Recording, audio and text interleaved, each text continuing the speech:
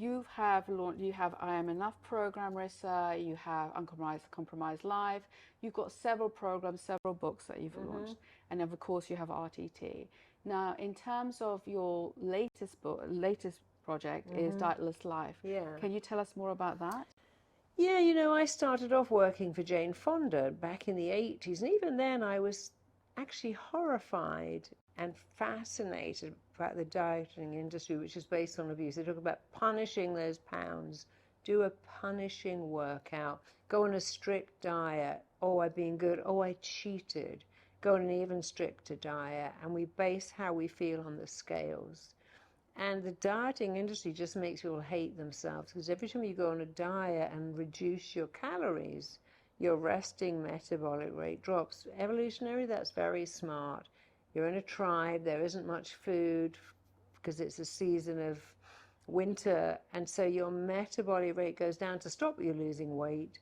And when spring comes and there's more food and you eat, you actually start to gain weight.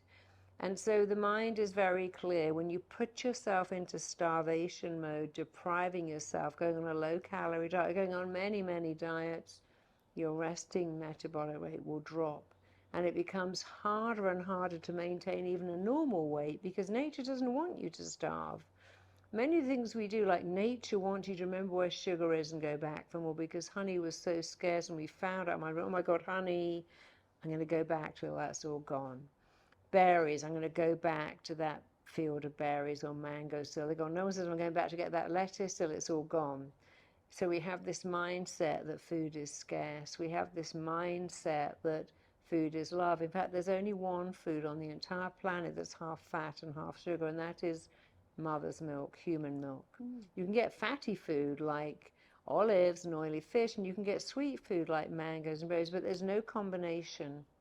And now the food industry spend a lot of time creating the bliss point, making food with 22 teaspoons of sugar, which is obscene because your liver can't process more than 3 teaspoons of sugar in, and it turns it to fat. And if you think some coffees have 22 teaspoons of sugar in them, some jars of pizza sauce have 10. The dieting industry and the food industry are really hurting us because they give us all this sugar, all this fat food, all this fast food, all this ultra-processed food that's so addictive. And what the dieting industry does, which I really hate, is they shame you for being fat. Oh, that's terrible, don't be fat. They offer you a promise. Hey, I got a solution. It's called a diet. Come along and do this. Oh, it didn't work. Well, that's not our fault. You need a different diet. And I hate that because they shame you. They offer you a promise. They shame you again when it doesn't work. And we all know that Weight Watchers is owned by Heinz, and that you only have to you I can didn't call know it that. you can call any food low sugar, low fat. And the whole diet has made people ill and sick by talking about low fat, low fat. And fat doesn't make you fat. Fat is your friend. Sugar makes you fat. Your body is very good at burning fat and using fat.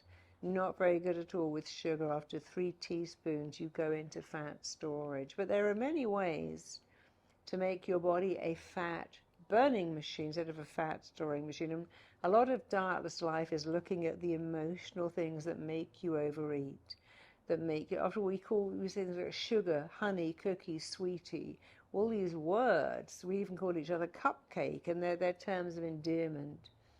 But dietless life, first of all, takes away the emotional connection to food and this disconnect from who you are. And then it shows you how to eat in a way that makes your body burn fat rather than store fat.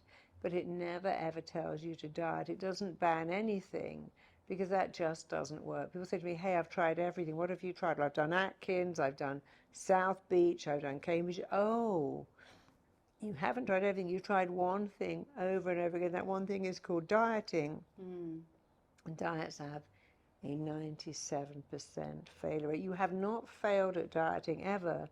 Diets have failed you over and over again, and they always will. But dietless life absolutely won't. It will show you how to live a dietless life and have a body that you really like. It's not about being skeletal, pencil thin, but you can reach and maintain your ideal body weight without ever dieting and without needing to even go to the gym. You should work out, it's good for you, but that actually in itself will not make you lose a ton of weight.